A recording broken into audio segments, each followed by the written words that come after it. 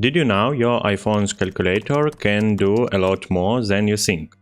If you want to make calculation easier, hit the like and subscribe buttons now. It supports me so I can keep bringing you more tips. Let's get started. If you're using the latest iOS, you can remove a digit quickly with the minus sign. But if you're still on an older version, simple swipe left or right to erase a number. Now, if you want to clear all equations, the newer software makes it easy with the AC button, while older software has the clear button. But here's where it gets exciting. If you only need to clear the last equation, simply tap the three lines at the top left. Select Edit, choose the equation, and hit Delete.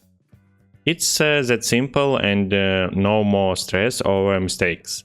You can also swipe up to check your full calculation history, making it easier to track your progress. The update software lets you seamlessly switch between basic and scientific calculators. While older versions need a quick landscape tilt, the new math nodes feature is a game changer.